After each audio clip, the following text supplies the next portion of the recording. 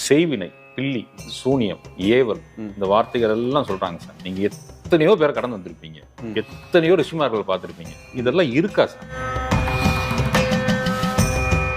யாருக்கு பில்லினா என்னன்னு தெரியாது, சூனியனா என்னன்னு தெரியாது, ஏவல்னா என்னன்னு தெரியாது, செய்வினா என்னன்னு தெரியாது. இப்படி குழப்பத்துல இருக்கிறாங்க. ஆனா இது இருக்குது, இது இல்லாம இல்லை. பல விஷயத்துக்கான சப்தங்களை ரிஷிகள் கொடுத்துட்டு போனாங்க. அந்த ரிஷிகள் கொடுத்துட்டு போன சப்தத்தை நல்ல விஷயங்களுக்கு பயன்படுத்துவதற்காக கொடுக்கப்பட்ட சப்தத்தை சில நேரங்கள்ல சில மனிதர்களிடம் கிடைத்து அது என்ன ஆயிருதுன்னு கேட்டீங்கன்னா அது தவறான ஒரு பாதைகளுக்கு போக ஆரம்பிச்சிடும். விலங்குகளை வைத்து சில மனிதர்களை தாக்கி அவர்களுடைய ஆயுளை நிறுத்துவதற்காக பயன்படுத்துறது எல்லாமே பில்லி வகையை செய்யும். சூனியன்னா என்ன அப்படின்னு கேட்டீங்கன்னா இந்த இரண்டுக்கும் அது வந்து வேறுபட்டது இல்லை. ஒரு மனிதனை ஒட்டுமொத்தமாக செயலற்ற நிலையில் வைக்கக்கூடிய மந்திரங்கள். அது எப்படிங்க? அதாவது உதாரணத்துக்கு தலைமுடியை எடுத்துட்டு வாங்க, கால் மண் எடுத்துட்டு வாங்க, அவங்க உபயோகப்படுத்தின ட்ரெஸ் எடுத்துட்டு வாங்க. நான் சொல்றது செய்வன செய்யறதுக்கு சொல்றாங்க. இதெல்லாம் உண்மைதானா? நீங்க எத்தனையோ பேரை பார்த்திருப்பீங்களா இதெல்லாம் பாதிக்கப்பட்ட? அதுல ஒன்று ரெண்டு சம்பவங்கள் நிறைய இருக்குங்க ஐயா. நிறைய பேர் பாதிப்படைகிறத பார்த்திருக்கிறேன். அதே மாதிரி என்னன்னு கேட்டீங்கன்னா சுகமே சொல்ல சாமி. நமோ நாராயணங்க ஐயா. சாமி இமயமலை பயணத்துல இருந்தீங்க, அப்படியே மும்பை போயிட்டு வந்தீங்க, நிறைய அனுபவங்கள் வச்சிருப்பீங்க, நிறைய விஷயங்கள் உங்கள்கிட்ட பேசணும். சாமி செய்வினை, பில்லி, சூனியம், ஏவல் இந்த வார்த்தைகள் எல்லாம் சொல்றாங்க சாமி. நீங்க எத்தனையோ பேரை கடந்து வந்திருப்பீங்க, எத்தனையோ ரிஷிமார்கள் பார்த்திருப்பீங்க. இதெல்லாம் இருக்கா சாமி? இருக்கா இல்லையான்ட்டு நீங்க ஒரே இதுல பதில் சொல்றதா இருந்தா இருக்குது, இல்லாம கிடையாது. ஆனா இப்ப நீங்க வந்து 5ஆம் வகுப்பு பாட புத்தகம் எடுத்துக்கிட்டீங்கன்னா தமிழ், கணக்கு, ஆங்கிலம், சமூக அறிவியல் இப்படி ஒவ்வொரு 5 சப்ஜெக்ட் இருக்கிற மாதிரி இந்த நீங்க சொன்ன மாதிரி பில்லி, சோனியம், ஏவல் இப்படிங்கிறது தனித்தனி சப்ஜெக்ட்டுங்க. அதனாலதான் நம்மளுடைய முன்னோர்கள் வந்து தனித்தனியான ஒரு பேரை இதுக்கு வைத்து அதை வந்து அவங்க வந்து ஃபாலோ பண்ணிட்டு வந்தாங்க.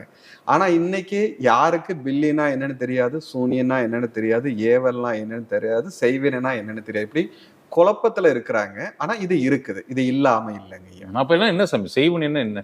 அதாவதுங்க ஐயா, நம்மளுடைய முன்னோர்கள் என்ன பண்ணாங்கன்னா இந்த உலகத்துல இந்த இயற்கை மனிதனுக்கு உதவி செய்வதற்காக சில மந்திர சக்திகளை, மந்திர சப்தங்களை ரிஷிகள் மூலமாக பெற்றாங்க. அதாவது நம்ம ரொம்ப காஞ்சி ரொம்ப மழை வராம இருக்கு, அப்ப என்ன பண்றதுன்னு தெரியாம இருக்கும்போது ரிஷிகள்கிட்ட கேட்கும் போது ரிஷிகள் என்ன பண்றாங்கன்னா அந்த வர்ண தேவனை மலையை இந்த பூமிக்கு கொண்டு வருவதற்காக அவர்கள் சில சப்தங்களை மக்களுக்கு கொடுத்தாங்க. ஸோ அந்த சப்தத்தை அவங்க மீண்டும் மீண்டும் உச்சரிக்க போகும்போது என்ன ஆகும்னு கேட்டீங்கன்னா அந்த மலை வர்ணன் மக்களுக்காக உதவி செய்யும். இப்படி பல விஷயத்துக்கான சப்தங்களை ரிஷிகள் கொடுத்துட்டு போனாங்க.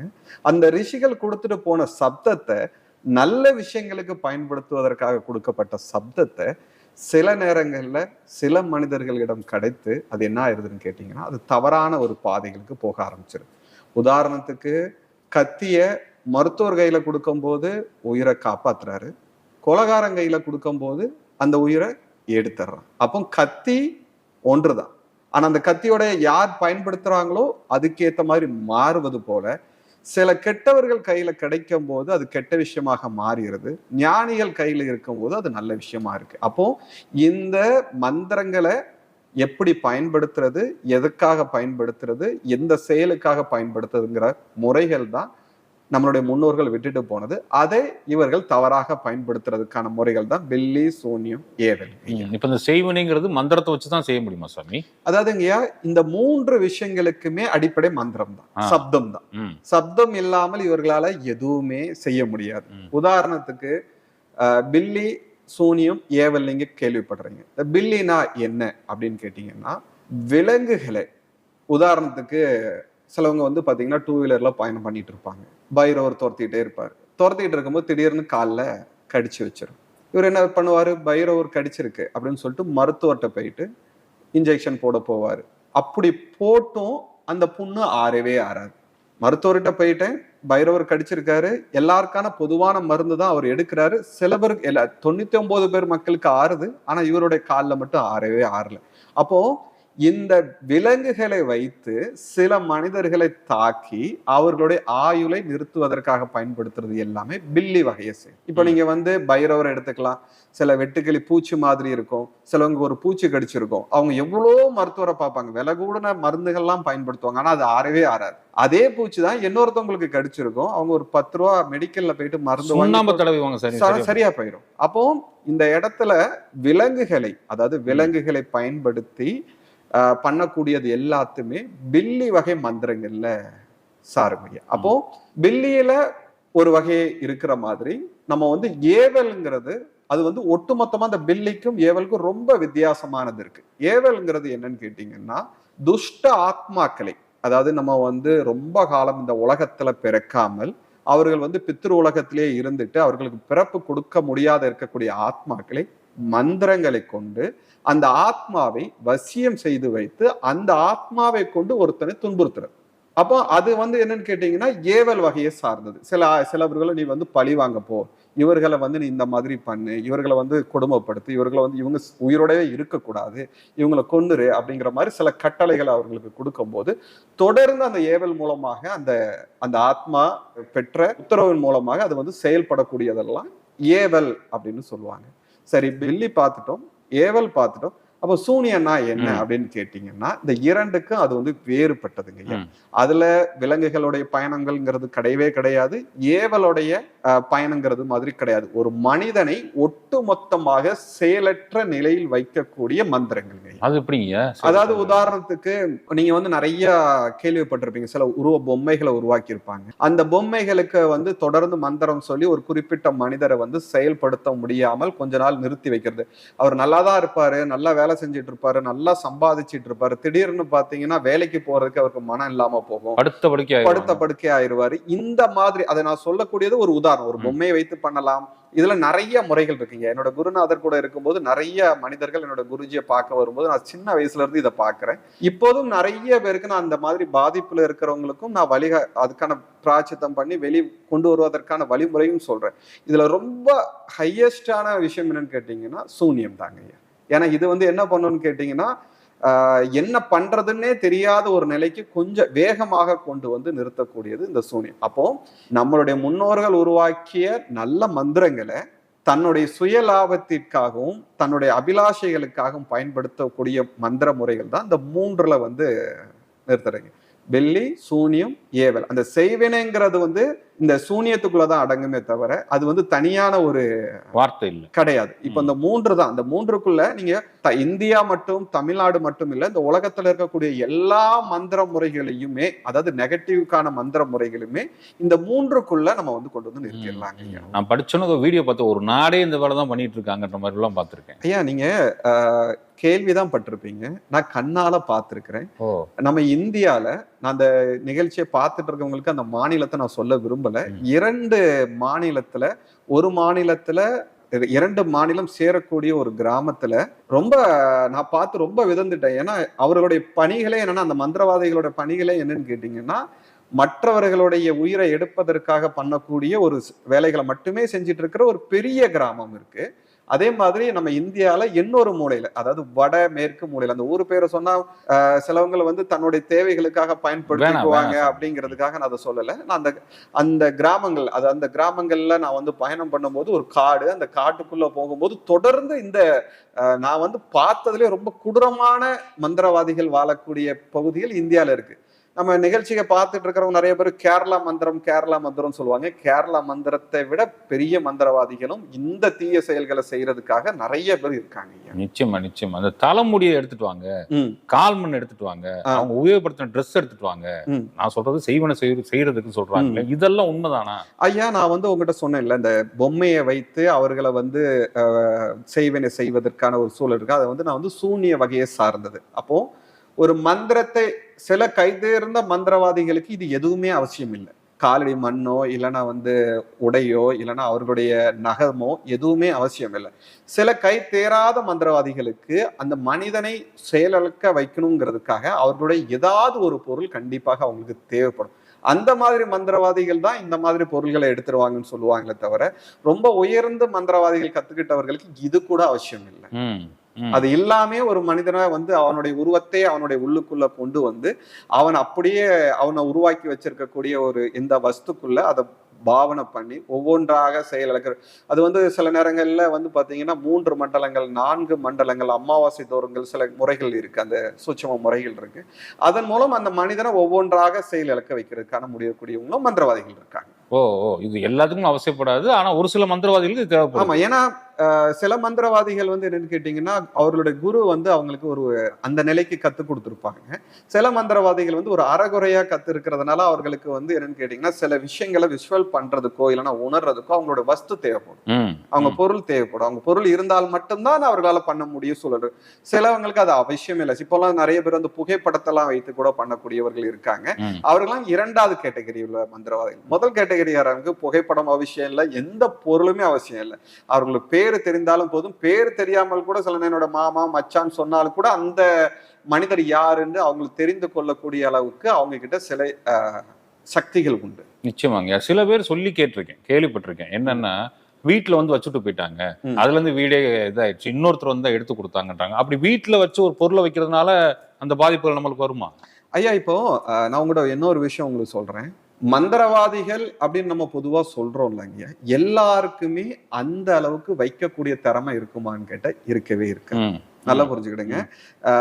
ஒரு உடை அணிந்து மந்திரவாதி மாதிரி உடை அணிந்து கொண்டு இல்லைன்னா நிறைய உபாசனைகள் பண்ணக்கூடியதா சொல்லக்கூடியவங்க எல்லாத்துக்கிட்டையுமே அந்த சக்தி இருக்கும். அவங்க கொண்டு போய் வச்சுட்டாங்க, அது நடந்துட்டா. இப்போ 1000 வீட்டுக்கு வைக்கிறாங்கன்னா 1000 வீட்டுல ஏதாவது ஒரு வீட்டுல மட்டும்தான் அந்த மந்திரவாதி, அந்த 1000 மந்திரவாதியில ஏதாவது ஒரு மந்திரவாதிக்கு தான் அந்த அளவுக்கு அந்த சக்தி இருக்கணும். அதே மாதிரி அந்த வீட்டுல வைக்கக்கூடியவங்களோட நேரமும் சரியில்லாம இருந்தால்தான் இது நடக்கும். அவங்க வீட்டுல இருக்கக்கூடியவங்களுடைய எல்லாரும் நல்லா வலுவா இருக்கிறாங்க, கர்ம வினைகள் நல்லா செஞ்சவங்க இருக்காங்க, எந்த தீயதும் எதுவுமே செய்யாதவங்க இருக்காங்க. அவங்க வீட்டுல நீங்க எதை கொண்டு போய் போட்டாலும் ஒண்ணுமே நடக்காது. சோ அவங்களுடைய நேரமும் கூடி வரணும். இவர்கள் மந்திரவாதியும் சரியான முறையில இருந்தால் மட்டும்தான் இது சரியா இருக்குமே தவிர இல்ல யாராவது ஒரு பக்கம் இதா இருந்தாலும் அது வேலை செய்யாது. இந்த பில்லி சூனியம் இவ்வளவு தூரம் பேசிருக்கோம் சாமி, இது வச்சிருக்காங்க, இது எனக்கு இருக்கு அப்படிங்கிறது எந்த அறிகுறி வச்சு தெரிஞ்சு? ஐயா, சுலபமா ஒரு விஷயம் தெரிஞ்சுக்கலாம். இப்போ ஒருத்தருக்கு ஜுரம் அடிக்குது, அந்த ஜுரம் அடிக்கும் போது காய்ச்சல் அடிக்குது. காய்ச்சல் அடிக்கும் போது என்ன பண்றாரு, அவர் வந்து வீட்டு வைத்தியம் எல்லாத்தையும் செஞ்சு பார்த்துட்டாரு. வீட்டு வைத்தியம் அது சரியே ஆகலை. சரி, ஓகே, ஹாஸ்பிட்டல் போனா ரொம்ப காசு கேட்பாங்க அப்படின்னு சொல்லிட்டு மெடிக்கல்ல ஒரு மாத்திரை வாங்கி சாப்பிட்டு பார்ப்போம். மாத்திரை வாங்கி சாப்பிட்டு பார்க்குறாரு. அப்பவும் காய்ச்சல் நிற்கவே இல்லை. சரி, இதுக்கும் நிற்கல, வேற வழியே இல்லை, ஹாஸ்பிட்டல் போய் தான் ஆகணும்னு ஹாஸ்பிட்டல் போறாரு. ஹாஸ்பிட்டல்ல போயிட்டு மருத்துவத்தெல்லாம் பார்க்குறாரு. அப்பவும் அந்த காய்ச்சல் நிற்கவே இல்லை. ஒரு ஹாஸ்பிட்டல் இருந்து 2 பார்க்குறாரு, 2ல இருந்து 3 பார்க்குறாரு, விலகுன்னு ஹாஸ்பிட்டல் போறா, அப்பவும் காய்ச்சல். அப்போ ஒரு விஷயம் புரியுது என்னன்னு கேட்டீங்கன்னா, இந்த மருந்துக்கும் மாத்திரைக்கும் சரியாகாத ஒரு சூழல் உலகத்துல நடக்கக்கூடிய நீதி தான் அவர் செஞ்சிருக்காரு. வீட்டு வைத்தியத்தை செஞ்சிருக்காரு, மெடிக்கல்ல போய் மாத்திரை வாங்கி பார்த்துருக்காரு, மருத்துவமனை போய் பார்த்துரு. இப்ப இதுவும் நடக்காத போது ஏதோ ஒண்ணு இருக்குன்னு அவருக்கு தோண ஆரம்பிக்கும். வாழ்க்கையில இப்படிதான். நம்ம வந்து சில பிரச்சனைகள் நம்மளுடைய வாழ்க்கையில ஏற்படுது, அந்த பிரச்சனைக்கு நம்ம சொல்யூஷனை நம்ம கண்டுபிடிச்சு அதை தீர்க்கிறதுக்காக முயற்சி பண்ணிக்கிட்டே இருக்கும். அப்பவும் அது தீரவே இல்லை. இதுதான் அடையாளமே தவிர இல்ல எனக்கு இப்ப பண பிரச்சனை எனக்கு இருக்கு, என் பண பிரச்சனைக்கு காரணம் பில்லி சூனி ஏவல் யாராவது வச்சிருப்பாங்களோ அப்படின்னு நம்ம நினைக்காம நம்ம முயற்சி பண்ணும்போது அது சரியாயிடுச்சுன்னா நம்ம அதை விட்டுட்டு போயிட்டே இருக்கலாம். எந்த இடத்துல நான் எத்தனையோ வாட்டி முயற்சி பண்றேன், ஒரு வாட்டி தோல்வி அடையலைன்னா 1000 முறை தோல்வி அடைஞ்சிட்டேன் அப்படிங்கும் போது ஒரு கேள்விக்குறி ஒரு மனிதருக்கு ஏற்படும். அதுக்கு பதில் தெரியாம இருக்கு. அப்பந்தான் இந்த மாதிரி சிந்தனைகள் நமக்குள்ள வரணும். அப்பந்தான் நம்ம அதை பத்தி தேட போகணுமே தவிர எடுத்த உடனடியா நான் ரோட்ல நடந்து போன ஒரு சின்ன காலு தடிக்கிடுச்சு உடனடியா எனக்கு எவனோ ஏவல் வச்சுட்டான், எவனோ ஏவல் ஏவி விட்டுட்டான், பில்லி சூனி வச்சுட்டான், இப்படிலாம் நம்ம நினைச்சிட்டு போனா அது மனிதனுடைய பலகீனம் தான் அதிகமா இருக்க தவிர அங்கே பில்லி சூனி ஏவல் எதுவுமே இல்லை. நிச்சயமாங்க. ஒரு சிலர் நீங்க கூட கேள்விப்பட்டிருப்பீங்க, திடீர்னு ஒரு உருவம் இப்பதான் எனக்கு கண்ணுக்கு தெரிஞ்சுட்டு போகுது, எனக்கு தூங்கவே விட மாட்டேது, என்ன பண்ணாலும் தூங்க முடியல, எனக்கு வாழ்க்கையே போன மாதிரி இருக்கு அப்படின்னு சொல்லி ஒரு சிலர் புலம்புவாங்கல்ல, அதுக்கு இது காரணமா இருக்குமா? கண்டிப்பாங்க. ஏன்னா உங்ககிட்ட சொன்ன மாதிரி வெள்ளி சூன்யம் ஏவல்ங்கிறது என்னன்னு கேட்டீங்கன்னா ஒரு துஷ்ட ஆத்மாக்களை ஏவி விட்டு ஒரு மனிதனை குழப்பம் அடைய வைக்கிறது. அவன் செயலை நீங்க வந்து பைக் ஓட்டிட்டு போயிட்டு இருக்கும் போது உங்களுடைய திட்டம் வலது பக்கம் போகணும்னு இருக்கும், ஆனா கொஞ்ச நேரத்துல படிங்கன்னா அங்க போயிட்டு இல்ல நம்ம இடது பக்கம் போலாமே அப்படின்னு அவனுடைய சிந்தனையை வந்து மாற்றக்கூடிய செயல்கள் செய்யக்கூடியது எல்லாமே ஏவல். அப்போ வித்தியாசமான காட்சிகளை உண்டு பண்ணோம். அதே மாதிரி மண்டைக்குள்ள உட்காந்து சில நேரங்களில் பேசிக்கிட்டே இருக்கும். நம்மளுடைய மூளைகள் வந்து என்ன பண்ணணும்னு கேட்டீங்கன்னா மனசு பேசும், அந்த மனசு பேசுறத வேகப்படுத்தி விடாது. வேகப்படுத்தி விடும் போது யாரும் என்ன பேசுற மாதிரியே இருக்கு, என்ன வந்து வழி நடத்திட்டே இருக்கிறோம், என்ன வந்து கத்திக்கிட்டே இருக்கிறாங்க, இரைச்சல் இருக்கு, தூக்கம் இல்லை, இப்படிங்கிறதெல்லாம் ஏவல் முறைகள்ல இருக்கக்கூடியதுங்க. அந்த ஏவல்ல சரியான முறையில கட்டுப்படுத்தினால் மட்டும்தான் அது வந்து சரியாகும். நிச்சயமா நிச்சயமா. சைக்கலாஜிக்கலும் சில பேஷண்ட்ஸ் இப்படி இருப்பாங்கல்ல, ஆஹ் அவங்களும் இந்த மாதிரி எல்லாம் சொல்லுவாங்கல்ல, சைக்கலாஜிக்கல் ட்ரீட்மெண்ட் அதுக்கு ஒத்து போகும்ல. ஐயா நீங்க மந்திரவாதிகள் செய்யக்கூடிய விஷயங்கள் தான் அதுல இருந்து விலகிறதுக்கு மந்திரவாதி என்ன பண்றாங்க. இப்போ ஒரு மனிதருக்கு ஏவல் பாதிப்பு இருக்கு, அப்போ அந்த ஏவல் பாதிப்படைந்தது தான் எப்படி, இப்ப நான் உதாரணத்துக்கு மனதால பேசக்கூடிய ஒரு மனிதருக்கு ஏவல் பாதிப்பு இருக்கு, அப்போ அவர் என்ன பண்றாரு, தொடர்ந்து பேசக்கூடிய சூழல் அவருக்கு உருவாக்கிட்டே போகுது, அந்த நிலையிலேயே போயிட்டு இருக்காரு. மந்திரவாதி என்ன பண்றாரு, அந்த மாதிரி மனிதர்களுக்கு அந்த ஏவல்கள் இருந்ததுன்னா அதை வந்து தடுத்து நிறுத்தி மீண்டும் என்ன பண்றாரு, அவர் உள்ளுக்குள்ள அந்த சப்தங்கள் ஓடிட்டு இருக்கிறத கொஞ்சம் கொஞ்சம் கொஞ்சம் கொஞ்சமா வெளியே வர்றதுக்கான ஒரு சூழலை ஏற்படுத்துறாரு. இதை தான் சைக்காலஜிக்காரங்க என்ன பண்றாங்க, கொஞ்சம் கொஞ்சமா பேச்சு கொடுத்து இப்ப நீ சரியாயிட்ட, நீ நல்லா ஆயிட்ட, அவங்களுக்கு தூங்குறதுக்கு, ஏன்னா அவங்க தூங்கி இருக்க மாட்டாங்க, அவங்களுக்கு தூங்குறதுக்கான மாத்திரையை கொடுப்பாங்க, நல்லா தொடர்ந்து தூங்கும் போது என்ன ஆகும், மூளை பேசுறதை வந்து குறைக்கும். சேம் மந்திரவாதி செய்யறதா அவங்க செய்யறாங்களே தவிர வேற எதுக்கும் வித்தியாசம் எதுவுமே இல்லைங்கய்யா. இங்க மந்திரவாதின்னு பேரு, அங்க படிச்சுட்டு போட்டிருக்க டாக்டர்னு பேரு, அவ்வளவுதாங்க. நிச்சயமாங்க. நீங்க எத்தனையோ பேரை பார்த்திருப்பீங்களா இதனால் பாதிக்கப்பட்டோம், அதுல 1-2 சம்பவங்கள் நிறைய இருக்குங்கய்யா. நிறைய பேர் பாதிப்படைகிறத பார்த்திருக்கிறேன். அதே மாதிரி என்னன்னு கேட்டீங்கன்னா, எங்க ஆசிரமத்துல நான் சின்ன வயசுல இருந்து இந்த பில்லி சூனி ஏவல் வந்து என்னோட குருநாதரை பார்க்கறதுக்கு நிறைய பேர் வருவாங்க. அப்போ நான் நிறைய விஷயங்களை பார்த்திருக்கேன். ஆரம்பத்துல எனக்கு வந்து இது மேல நம்பிக்கைங்கிறது சுத்தமா கிடையாதுங்க. ஏன்னா எனக்கு இதை பத்தியே எனக்கு தெரியாது. என்னோட வயசுல, என்னோட 10-11 வயசுல எனக்கு என்ன தெரியும், யாரோ வருவாங்க ஆசிரமத்துக்கு, யாகம் நடக்கும், யாகம் நடக்கும்போது பாத்தீங்கன்னா உள்ள இருந்து எலும்புக்கூடு எடுப்பாங்க, இந்த யாக குண்டத்துல இருந்து எலும்புக்கூடு எடுப்பாங்க, எந்திரங்கள் எடுப்பாங்க, நிறைய தகடுகள் மாதிரி வரும், காயின்ஸ் மாதிரி வரும், நிறைய விஷயங்கள், முடி வரும், நெருப்பு எரிஞ்சிட்டு இருக்கக்குள்ள முடி வரும். இதெல்லாம் நான் பார்த்து நான் நினைப்பேன், இங்க இருக்கிறவங்க யாரோ ஒருத்தவங்க உள்ள போட்டிருக்காங்க, அதை வந்து இவங்களுக்காக எடுக்கிறாங்கன்னு நான் ஒரு கட்டத்துல நினைக்க ஆரம்பிச்சிருக்கிறேன். அப்போ என்னோட குருநாதர் ஒரு முறை ஒருத்தருக்கு இந்த மாதிரி பில்லி சூனி ஏவல் பாதிப்பு இருக்கக்கூடிய ஒரு மனிதருக்கு ஒரு யாகம் பண்றாரு. நான் இதை தொடர்ந்து அந்த யாகத்துல உட்கார்ந்து பழக்கப்பட்டதுனால இவங்க பொய் சொல்றாங்க. என்னோட குருநாதர் மேலேயே எனக்கு நம்பிக்கை அந்த ஆரம்பத்துல, ஏன்னா சின்ன பையன், எனக்கு அந்த மேல நம்பிக்கை கிடையாது. அப்போ நான் என்ன நினைக்கிறேன்னா, இன்னைக்கு யாரு உள்ள கொண்டு வந்து போடுறா பாத்திரணும் அப்படிங்கிற மாதிரி திட்டத்துல நான் வந்து என்ன பண்றேன்னா, அந்த பூஜைக்கான சாமான நான் தான் திருக்கோவிலூர்ல போயிட்டு சைக்கிள்ல வாங்கிட்டு வரேன். அந்த பூஜைக்கான எல்லா அலங்காரங்களும் நான் தான் பண்றேன். எல்லா விஷயமும் நான் சேவைகளை பண்ணிட்டு இருக்கிற காலம் தான். ஆனா இவர்கள் பண்ணக்கூடிய யாகத்தின் மேல எனக்கு நம்பிக்கை கிடையாது. என்னோட குருஜி சொல்றாங்க, இவங்க பண்றாங்க, எடுக்கிறாங்க, இது மேல எனக்கு நம்பிக்கை கிடையாது. ஆனா இதெல்லாம் நான் உட்காந்து பண்ணிட்டு இருப்பேன். ஸோ எல்லாத்தையும் பண்றேன், எல்லா யாக பொருட்களையும் பிரிச்சு உள்ள ஏதாவது பொருள் இருக்கான்னு பாக்குறேன், எல்லாம் பண்றேன். எங்க குருஜியோட சீடர் சந்தானம் ஐயா இருக்காரு, அவருடைய கையில ஏதாவது இருக்கா, அவர் பனியன் போட்டுட்டு தான் வந்து உட்கார்ந்துருப்பாரு யாகத்துல. என்னோட குருஜிக்கு இடது பக்கத்துல உட்கார்ந்துருப்பாரு, அவரை நான் வந்து ஃபுல்லா பாக்குறேன். என்னோட குருவை நான் தான் தூக்கிட்டு வரேன் யாக குண்டத்துல உட்கார வைக்கிறதுக்கு, நான் தான் அவரை அப்படி தூக்கிட்டு வந்து நான் தான் வந்து யாக குண்டத்துக்கிட்டே உட்கார வைக்கிறேன்.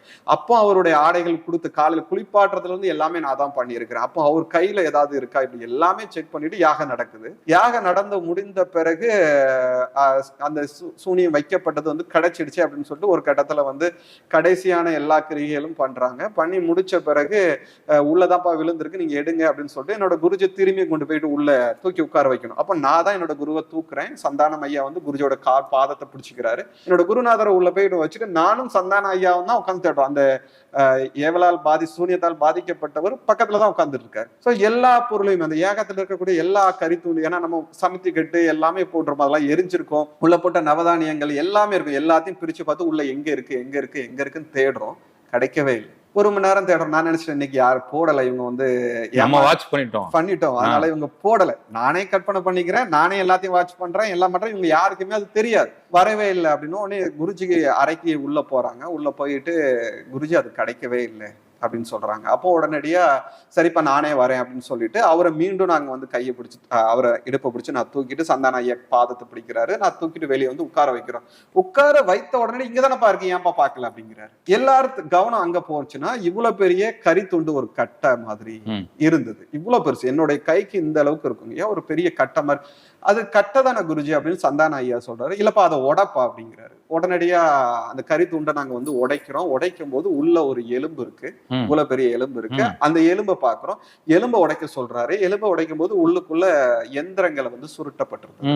அந்த சுருட்டப்பட்டதை இவங்க எடுக்கிறாங்க. எடுக்கும் போது அதுக்கான பூஜை முறைகள்லாம் செய்யறாங்க. எனக்கு முத அதை வேர்த்து விறுவிறுத்து, ஏன்னா ஒரு சின்ன பொருளை அவங்களுடைய வேஷ்டிலையோ இல்லைன்னா ஏதாவது ஒரு இதுலயோ மறைச்சிட்டு வந்து உள்ள வந்து போட்டிருந்தாங்க. அதுனா பார்க்க முடியாது. ஒரு சின்ன பொருள் இவ்வளவு பெரிய பொருளை கண்டிப்பா என் கண்ணு முன்னாடி இல்லாமல் அது போட்டிருக்க வாய்ப்பே கிடையாது. ஆனா நான் அதை பார்த்த பிறகுதான் முத ஓ இப்படியும் ஒரு விஷயம் இருக்குங்கிறத நான் நம்பினேங்க. அதற்கு பிறகுதான் என்னோட குருநாதர் கூட அதை பத்தி அது என்ன ஏது அதை பத்தி கத்துக்கிறதுக்கான வாய்ப்புகள் கிடைச்சது. இன்னைக்கும் நிறைய பேர் அந்த மாதிரி பாதிப்புல இருக்கிறவங்களுக்கு நான் அமிர்ததாரா மந்திரம் என்னோட குருநாதர் கொடுக்கக்கூடிய மந்திரங்களை கொடுத்துதான் அவரை ரெக்கவர் பண்றதை தவிர வேற எந்த வழிமுறைகளை யாகங்களோ நான் சொல்றது கிடையாது. அமிர்ததார மந்திரத்தை நான் என்னைக்கு கத்துக்க போறேன்னு கண்டிப்பா நாராயணர் ஆசீர்வாதம் இருக்குங்க. கண்டிப்பா நீங்க கத்துக்கலாம் சாமி. அதே மாதிரி சாப்பாட்டுல மருந்து வச்சுட்டாங்க, வசியம் பண்ணிட்டாங்க அப்படிங்கிறாங்க சொல்றாங்களா, அது எப்படி சாமி? அதாவதுங்க ஐயா, நான் உங்ககிட்ட சொன்னேன் பாத்தீங்களா, இந்த 3 வகைக்குள்ளதான் பில்லி சூனியம் ஏவலுக்குள்ளதான் அது வருதா, அதுவும் வரும். தவிர்த்து நீங்க வேற எதுக்குள்ள நீங்க உலகத்துல இருக்கக்கூடிய எல்லா மந்திரமே தீயவனை செய்யக்கூடியது எல்லாமே இந்த 3க்குள்ளதான் அடங்கும். இதுல வந்து பாத்தீங்கன்னா சூனிய வகைக்குள்ள உள்ளது வரும். அதாவது ஒரு மனிதனை செயலை நிறுத்துறது இல்லைன்னா அவனுடைய எண்ணங்களை மாத்துவதற்கு நம்ம வந்து பொம்மைகள் மூலமாக நான் உங்ககிட்ட சொல்லியிருந்தேன். சில நேரங்கள்ல சில மூலிகைகள் மூலமாகவும் சில எந்திர தகடுகள் மூலமாக சொல்லியிருந்தேன்.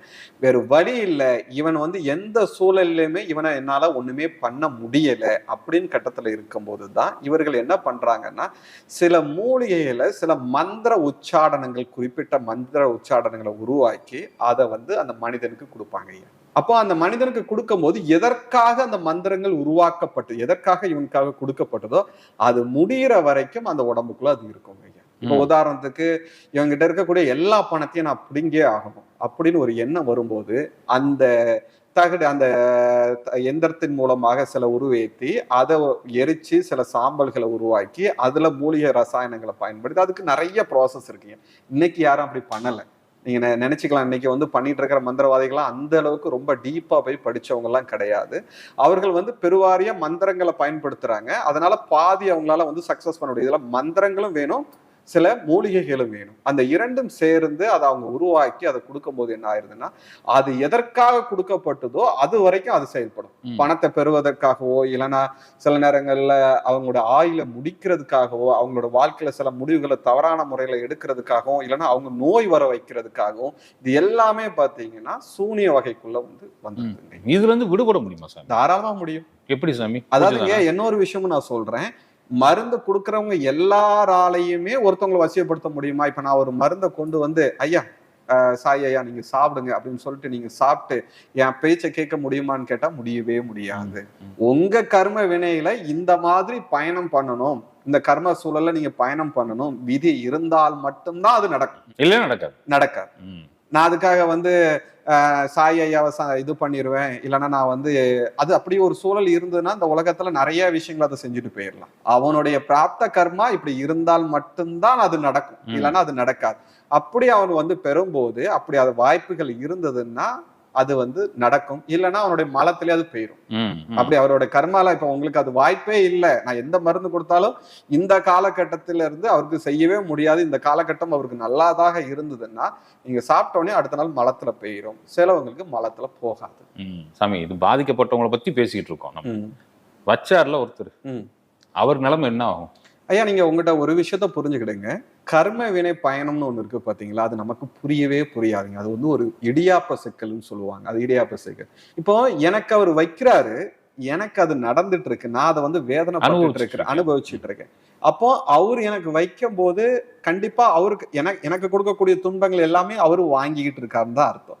அப்போ நான் ஏன் இதை வாங்குறேன்? அப்ப எனக்குன்னு ஒரு கர்மா இருக்குல்ல, நான் இதுக்கு முன்னாடி ஏதோ ஒண்ணு பண்ண போய் தானே எனக்கு ஏன் முன்னாடி ஒருத்தன் எனக்கு இது பண்றான், இல்லைன்னா அது எனக்கு அவன் வர வேண்டிய அவசியம். எனக்கு முன்னாடி வந்து நான் வந்து ஏதோ ஒண்ணு பண்ண போய் தான் சாய் ஐயா என் முன்னாடி வந்து இருக்காரு, இல்லைன்னா நான் சாய் ஐயா முன்னாடி இருக்க வேண்டிய அவசியமே இல்லை. அப்போ இங்க கர்மாக்கு பின்னாடி இருக்கக்கூடிய கயிறு, கண்ணுக்கு தெரியாத கயிறு நமக்கு தெரியவே தெரியாதுங்க ஐயா. அதனால இப்ப வச்சவன் பாதிப்பு அடைவானான்னு கேட்டா கண்டிப்பா அடையதான் செய்வான். இப்போ மனதால் ஒருத்தனுக்கு துரோகம் செய்தால் மனதாலையும், உடலால் ஒரு துரோகம் செய்தால் உடலாலையும். ஒருத்தனை நான் அடிச்சுட்டா கண்டிப்பா எனக்கு வந்து எவனால் ஒரு மூலமாகவோ இல்லைன்னா அவனாலேயோ ஏதோ ஒரு பிறவிலையோ இல்லைன்னா இந்த பிறவிலையோ நான் தண்டனை பெற்றுதான். ஒரு மனிதனை நாம் தொடர்ந்து மனதால் துன்பப்படுத்திட்டே இருந்தேன்னா அந்த மனிதனுடைய மனதால் நாம் மீண்டும் மீண்டும் அந்த துன்பத்தை நான் பெற்றுதான் ஆகும். அப்போ விதைத்தவன் கண்டிப்பா அறுக்கதான் செய்வான். அவன் இப்பதான் இருப்பானா, அடுத்த பிறகுலதான் இருப்பானா, இல்ல அவன் ஏன் நம்மளுக்கு பண்றான், அந்த கர்மா அவனுக்கு தெரியாது. கண்டிப்பா ஏதோ ஒரு பிறப்பிலையாவது அனுபவிச்சுதான் ஆகணும். அது வந்து யாரா நான் வந்து அதுக்கு வந்து அதுல இருந்து விடுபடுவதற்கான வாய்ப்பே இல்லை. எதை விதைக்கிறோமோ அதை அறுக்கிற வரைக்கும் நம்ம இந்த உலகத்துல பயணம் பண்ணிட்டு தான் இருக்கும். செய்வனால பாதிக்கப்பட்டேன். நீங்க சொன்னீங்க அமிர்ததார மந்திரத்தை வச்சு பண்ண முடியும். ஒரு சில நேரத்துல நல்ல நேரம் இருந்தா ரைட் ஓகே, அது மலத்திலோட வெளியே வந்துடும். நான் இப்ப பாதிக்கப்பட்டிருக்கேன் அப்படின்னா இதுல இருந்து விடுபடுறதுக்கு நான் என்ன செய்யணும்? மந்திரம் தாங்க ஐயா. மந்திரம் ரெண்டே வழிதாங்கய்யா. ஒண்ணு இறை வழிபாடு. இறை வழிபாடு மூலமாக இறை வழிபாடுமும் மந்திரம் தான், சப்தம் தான், பிரணவ மந்திரம் தான். சோ இறை வழிபாடு மூலமாக தொடர்ந்து நம்மளுடைய பயணத்தை மேற்கொள்ளும் போது கண்டிப்பாக அதுல இருந்து வெளிவருவதற்கான 100 பங்கு வாய்ப்பு இருக்கு.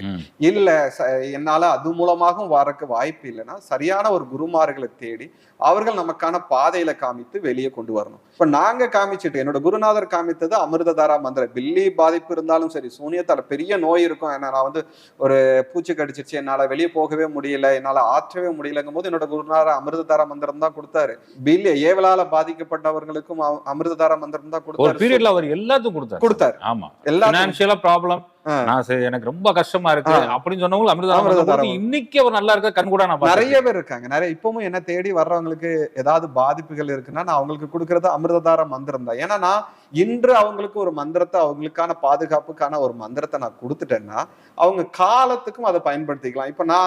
இப்போ என்ன நினைப்பாங்க, இப்போ எனக்கு பிரச்சனை இருக்கு, நான் இப்போ எனக்கு ஒரு சொல்யூஷன் கிடைச்சிச்சு, அடுத்தது எனக்கு வந்ததுன்னா எப்படி? இப்ப ஒரு மந்திரவாதியை தேடி போகணும், ஓகே இப்ப நான் சரியாயிட்டேன், அந்த மந்திரவாதி இல்ல அடுத்த மந்திரவாதியை தேடி போகணும். என்னோட குருநாதர் அதுதான், நீ யாரையும் தேடாத, உனக்குள்ளே அந்த சப்தத்தை நான் தரேன், உனக்கான பாதுகாப்பை தரேன். இடு மருந்து வச்சிருக்கா, உனக்குள்ள வயிற்றுக்குள்ள மருந்து வச்சிருக்காங்களா, இதை தொடர்ந்து சொல்லிட்டு உன் மலத்துல போயிரும். உனக்கு யாராவது ஏவலை ஏவி விட்டு உன்னை ரொம்ப குழப்பப்படுத்திக்கிட்டே இருக்காங்களா, அமிர்ததார மந்திரம் தரேன், தொடர்ந்து சொல்லிக்கிட்டே இரு, உன்னை விட்டு அது ஓடி போயிடும். அப்போ என்னோட குருநாதர் கொடுத்த பாதையை தான் இப்போ நாங்க பண்ணிட்டு இருக்கிறது. நீங்க போய் அமிர்ததார மந்திரத்தை கொடுக்க போறீங்க ஐயா? எனக்கு இந்த பதிவுல ஒரு விஷயத்த நான் உங்கள்கிட்ட சொல்ல விரும்புறேன். நான் பெருவாரியா என்னோட குருநாதர் சரீரத்திலிருந்து விடுபட்டதுல இருந்து என்னுடைய பயணம் வந்து ஒரு இடத்துல இருக்கிறது இல்லைங்க ஐயா. தொடர்ந்து பயணம் பண்ணிக்கிட்டே இருக்கிறேன், பயணம் பண்ணிட்டு இருக்கிறேன். என்னோட குருநாதர் செய்த விஷயங்கள்ல இப்போதும் கஷ்டத்துல, ரொம்ப கஷ்டத்துல இருக்கிறவங்களே எனக்கு புரியும், என்ன அறியாமலே அவங்களுக்கு மந்திரம் இப்போதும் கொடுத்துட்டு இருக்கேன். அதாவது தேதியை குறிப்பிடாமல். நான் ஒரு முறை ஒரு சம்பவம் இப்போதான் கொஞ்ச நாளுக்கு முன்னாடி சம்பவம் நடந்தது. நான் என்ன பண்றேன்னா அதிகமா யாத்திரை பண்ணிட்டு எப்பமாவது ஒரு முறை ஆசிரமத்துக்கு போவேன். அப்படி ஆசிரமத்துக்கு போகும்போது வெள்ளிக்கிழமை எங்க ஆசிரமத்துல சாதுகளுக்கு அன்னதானம் நடக்கும். சரி ஓகே, சாதுக்கள் திருவண்ணாமலையில இருந்து ஆசிரமத்துல வந்து அன்னதானம் எடுத்துட்டு இருப்பாங்க. நான் என்ன நினைக்கிறேன்னா, ஓகே யாரு நம்மளை தேடி வர போறாங்க, நம்ம வந்தா சொன்னாதான் யாராவது நம்மளை தேடி வர போறாங்க. அதனால பெருவாரியா எங்க ஆசிரமத்துக்கு எந்த தொலைபேசியில இருந்து போன் அழைச்சாலும் யாத்திரையில இருக்காருன்னு சொல்லிடுவாங்க. ஏன்னா நான் ஒழுங்கா ஆசிரமத்துல இருக்கிறது கிடையாது. ஸோ நான் அன்னைக்கு என்ன பண்றேன், அன்னதானம் வெள்ளிக்கிழமை நடக்குது, நான் வெள்ளிக்கிழமை நானும் சாதுகளோட உட்காந்து சாப்பிட்றதுக்காக உட்காந்து சாப்பிட்டுட்டு இருக்கிறேன்.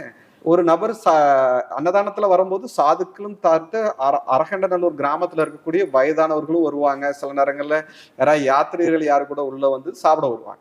அப்படிதான் ஒருத்தர் வந்து சாப்பிட்டுட்டு இருந்தாரு, என்னை பார்த்து தூரத்துல இருந்து சிரிச்சாரு. நானும் சிரிச்சுட்டு சரி அன்னதானத்துக்கு வந்திருக்காங்க அப்படின்னு சொல்லிட்டு நானும் உட்காந்து சாப்பிட்டுட்டு இருக்கேன். சாப்பிட்டு முடிச்சுட்டு கை அலம்பிட்டு இருக்கிறேன், தூரத்துல நிற்கிறாரு, என்னையே பார்த்துட்டு இருக்காரு. அப்போ கூட இருக்கிறவங்ககிட்ட எதுக்கு இங்க நிற்கிறாரு, சாப்பாடு கொடுத்துட்டீங்களா அப்படின்னு கேட்கிறாரு. கொடுத்துட்டு உங்களை பாக்குறதுக்காக தான் வந்திருக்காரு அப்படின்னு. என்ன பாக்குறதுக்காகவா?